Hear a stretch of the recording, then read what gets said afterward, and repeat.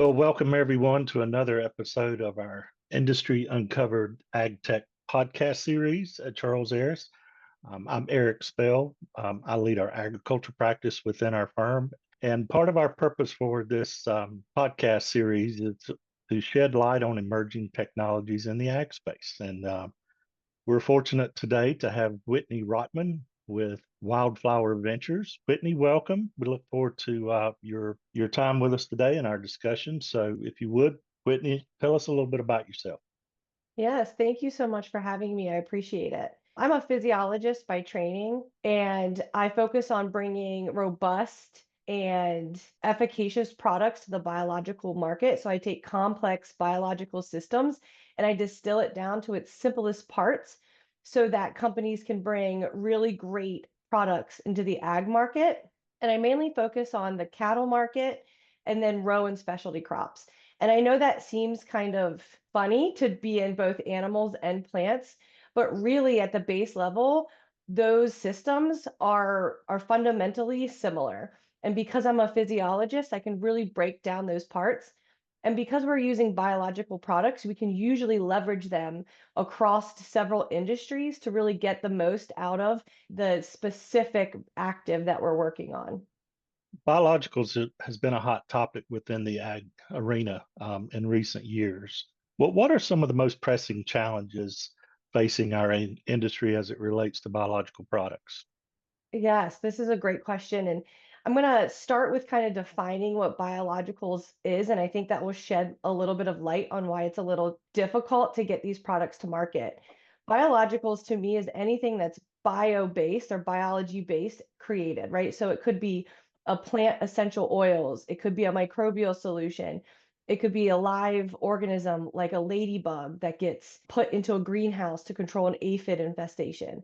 It can be a derivative of a microbial species, right? So we take and ferment a microbial species and genus up, and then we kind of purify it out. So it could be a protein, it could be a lipid, it could be anything that's really biology derived.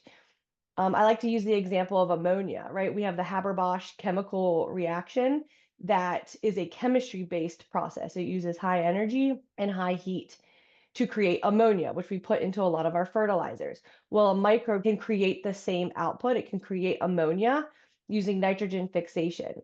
So those are two of the same end products, but the process that it was created is different. And because of that, the things I see that are most pressing is one, farmer education, right?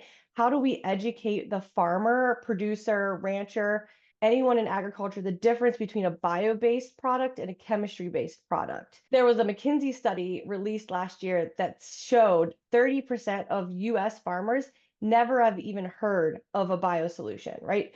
So that's something that we have to overcome as an industry and really get those farmers to understand what a biological is and how to use it in their current system. The second most pressing issue that I see in the biologicals industry is regulation and the regulatory landscape. Now, I'm no regulatory expert, but I think it's really important that anyone in this industry kind of understand the fundamentals of it. At this point in time, especially in the plant agriculture side, the only way to register a product is to go through these tried and true chemistry-based regulatory pathways. The issue with that is that these bio-based products don't always fit into that definition. So you get this state by state hodgepodge mismatch way of getting these biological products to market. And that's just very time consuming. It takes a lot of resources to get those products to market in a wide range of states. And then when you get into the animal feed aspect, it gets even more long term and more resource heavy because of the kind of animal drug regulatory system in place. So that was a long way to say two simple yet complex ways that the industry is having some troubles. Yeah, I know our team in recent couple of years, in fact, we've been working on multiple searches in the biological space. We've done a VP of Sustainable Solutions where they're putting all the biological under that one umbrella, as opposed to the traditional synthetic crop protection products. We've also done a recent search for a director of supply chain, and sourcing these materials for these biologicals can be a challenge. And so we've seen that both on the animal health and the plant nutrition and plant protection side of things. So we've seen that. We'll talk about the talent associated, maybe the talent gaps here shortly. But what are some emerging innovations in the space of biologicals, Whitney, that get you excited? I'm partial to the microbial solutions. I think they're the way to go for these biosolutions, especially right now as the whole industry is growing. They're really economical to scale up fermentation compared to, like, take seaweed, for example, right? Seaweed can be intensive, and I'm talking like the macro seaweed, the macro algae or the kelp, right? You either have to go clean it up from a beach or you have to cultivate it in the water, which is fantastic, but it's really resource intensive. Where these microbial solutions, they're really economical. And there's billions of them, and really trying to figure out their precise mode of action and what they can do. We've just scratched the surface. The possibilities are limitless for what they can do. I like the live organism aspect of it as well, because you put these live microbes into the soil or into the gut of a cattle, and they can sense the environment, right? They can sense what's going on, and then they can do the thing you need them to do based on the environment that they're sensing. So there's an adaptation that they can do on a day-to-day basis, on a month-to-month basis. And I just think that's absolutely fascinating. And then you can create maybe these complement products where you have these two complementary microbes that can feed off of each other and do even more complex yet miraculous things in the soil and in the gut microbiome. And so it's just something that I'm really passionate about, because it's so untapped on what we can do with microbial solutions, and the scale up is economical, right? So there's that the aspect of product development that is crucial for these businesses to think about, the cogs of the active. Whitney, I'm going to go a little bit off script here. We do a lot of work with private equity firms that have an interest in impact investing. You mentioned Hmm. earlier about farmer education with the biologicals. Private equity firms like to move fast. We all know that when they invest in new products or companies. What advice would you have for private equity firms that have interest in this biological space? What do they need to be aware of? What do they need to know? Just a few points on that. Stop expecting a 2-year return on an investment. It can't happen in ag because of the way the registration occurs for these products, right? There are states that require 2 years of field trials before you can register a product. How are you going to get an ROI in 2 years if you can't even get the product on market, right? With animal feed, it takes at least 2 years for you to do enough animal trials to get your product on the market. So when you're investing in these biological companies, you have to figure out how that fits into your portfolio, because you'll never get that 2-year return on investment. And that should be fine because you'll get it later on. But you can't deem that a failure if you don't get that 2 years, because it's not possible. And so when you're investing in these companies that are telling you that they can get, a return in 2 years, or their total addressable market is every single cow on the planet, right? That's just not, that's not reasonable. So we need to readjust our expectations, and we have to invest in ag with a different mindset. We just have to. That's excellent advice, Whitney. Thank you. When we talk about the biological space, there's been people that had long time tenures in synthetic products. So, what advice do you have for talent that's in the biological space or interested in shifting in the space? We have to shift our mindset again with regards to the place that biologicals holds in the market. Up until this point, and I'm going to challenge Big Ag on this a little bit, because they still say they want biologicals that fit in their current footprint. And I'm going to challenge that a little bit and say that doesn't make sense, because these are biologicals, they're not chemistries. They have to have a different footprint within your portfolio and the market's portfolio as a whole. They're different modes of actions. They aren't chemistries. They don't have this kind of binary kind of mode of action. So you have to shift your thinking into how it fits into the portfolio, how you're going to work with that, what's your supply chain look like. We've kind of written off cold chain and refrigeration. We've written off all these things that could really produce amazing biologicals because it doesn't fit into the chemistry model of inputs, right? And so I think we just have to get creative. We have to figure out new ways of working with it because we don't need more chemistries. I mean, we need more innovation around the current problems. But for biologicals to take hold, we have to treat them as a different whole thing. So if you're coming from chemistry-based companies and want to get into the biologicals, I need you to come to this industry with the willingness to think outside of the box. And I need big ag to recognize that there needs to be some concessions to the way that they handle biologicals for it to really take hold in the market. So, is there any other advice or suggestions you would give current companies that are going to market with some of their products? Any advice to them? Medium to even big ag, as you say. What advice would you have to them? Know what your product is and stop selling what your product isn't. So we see a lot of biological products getting marketed as not synthetic or more natural, which means I'm not natural, right? And so there's a lot of this language of what they're not, but there's not enough language of what we are. And I think that's where a lot of this confusion on what a biological is.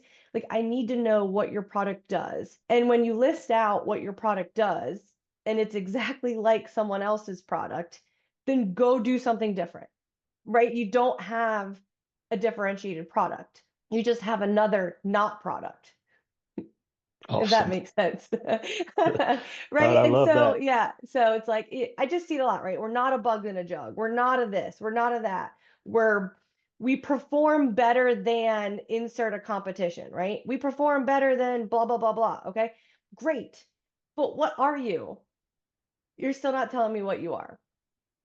Well, that's really good. I know in recent years, there's been a lot of snake oils that's been brought to the market. I hate to use that phrase, but we all know what that means, and it's created a stereotype in the biologicals. And so, appreciate those comments. Going outside here, Whitney, outside our conversation, you've had a rich history. Congratulations on a successful career. What advice would you have to your younger self? So the new up and comers in our industry. Don't shrink yourself. Don't make yourself smaller to fit in. Sometimes ag can have a very narrow definition of what agriculture is and what you should look like and how you should act and where you're from and all this stuff. And I think being in the biologicals industry and seeing them try to create a niche for themselves made me realize that I wish I just was more of myself early on. I have opinions and I have ideas, and I'm a very creative scientist. And I think I sometimes diminish that creativity because, science isn't supposed to be creative. It's supposed to be binary and black and white, and you're supposed to follow a certain train of thought to get to your hypothesis. But biologicals needs creative solutions. Agriculture needs creativity, and science can be so creative. So go into the science industries, but don't lose the color, right? Don't lose your color, and bring those really cool and fun out of the box ideas to life using the tools of science. Whitney, there's a lot of individuals out there that's professionals, and they've been unfortunate victims of non-successful companies. The products or the companies are falling short of their investments, and so there's multiple talented individuals out in the space today. What advice would you have for them as they transition and maybe seek out their next opportunity?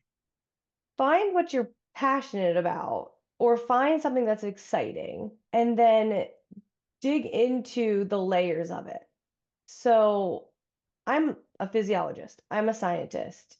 I spent 10 plus years in the lab doing research. But in order to produce good product development research, right? I wasn't in academia. That's kind of a different side of research, but I was in product development research. And in order to do good, sound product development research, I needed to understand the layers of the industry. Now, what made me a little different is I do have an farming ag background, right? I was an animal science major, and then I went to the company, right? Well, I worked with a lot of microbial scientists, so microbiologists, right? So I brought a different dimension to the product development research because we were going to the farm, right? So dig into layers. If you're a microbiologist and you want to be in ag, go learn about ag. Go learn about the regulatory landscape. Go learn about distribution, right?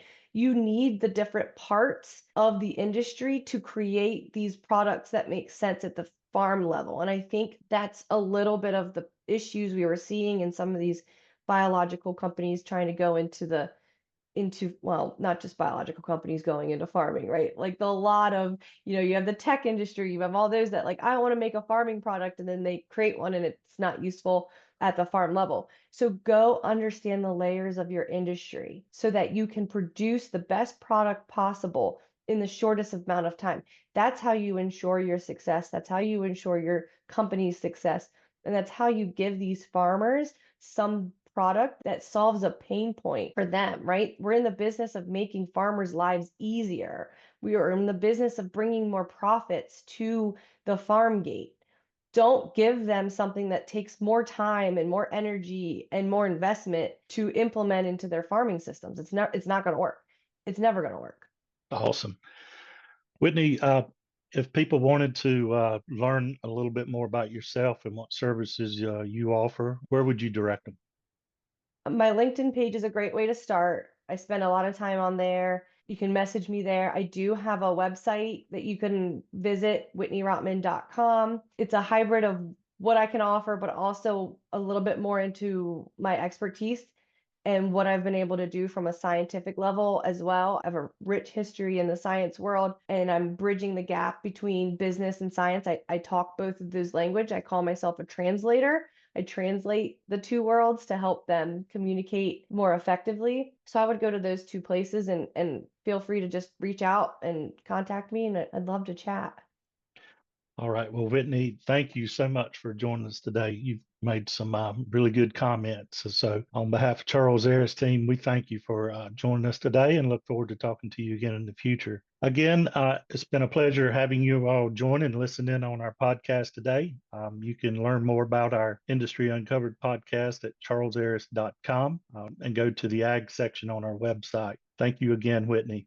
Enjoy this cold weather. I will actually. I'll be getting out there and enjoying the North Carolina snow today. All right. Thank you so much.